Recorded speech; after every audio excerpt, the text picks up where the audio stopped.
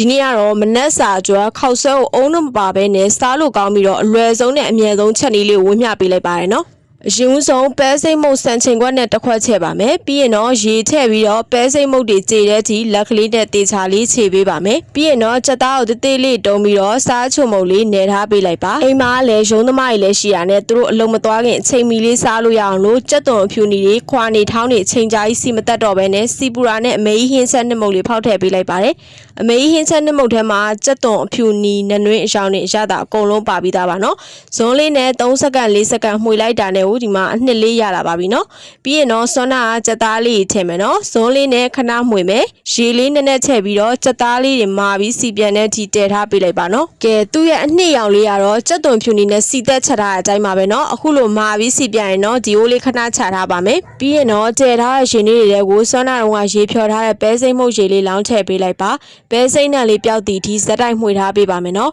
ပြီးရင်တော့ဆွမ်းနာတော့စီပြောင်လုံးထားတဲ့ကြက်သားလေးထည့်ပါမယ်ရေလေးနည်းနည်းချင်းမိထည့်မယ်နော်ပြီးရင်တော့စားရတဲ့ကြားရထည့်ပါမယ်ဒီမှာကြက်သွန်ဥသေးလေးကြိုင်ထည့်လို့ရရင်တော့ကျမတို့အိမ်မှာမကြိုက်တဲ့သူရှိတော့ကျမမထည့်တော့ဘူးပြီးရင်ဇွန်းလေးနဲ့ဇက်တိုက်လေးမှွေထားပေးပါမယ်နော်သူ့ကိုရှန်ကြမှာဆိုလို့အဖုံးတော့မအုပ်တော့ပါဘူးတကယ်လို့အဖုံးအုပ်ချင်လဲဟာစီလေးအုပ်ပေါ့နော်ရေလေးကြပြီးတော့အရသာလေးကလည်းကွက်တီဆိုရင်တော့ဒါချလိုက်လို့ရပါပြီကဲပြီးရင်တော့ခောက်ဆွဲပေါ်ကိုဟင်းရလေးလောင်းထည့်ကကိုကြိုက်တဲ့ရဘဲဥတွေအချင်းဆက်တွေထည့်ပြီးတော့သုံးဆောင်နိုင်ပါပြီဒီနေ့ကတော့မနက်စာအတွက်ကြက်သွန်ဖြူနီစီမတက်တော့ဘဲနဲ့မြင်ဆန်လေးပဲမေးဟင်းချက်နှစ်မုတ်လေးနဲ့ချက်ထားတာပေါ့နော်ကြည့်ရှုသူတွေအားလုံးကျေးဇူးတင်ပါတယ်ရှင်နောက်နေ့လည်းနောက်ထပ်ဗီဒီယိုနဲ့တူပြန်လာခဲ့ပါမယ်နော်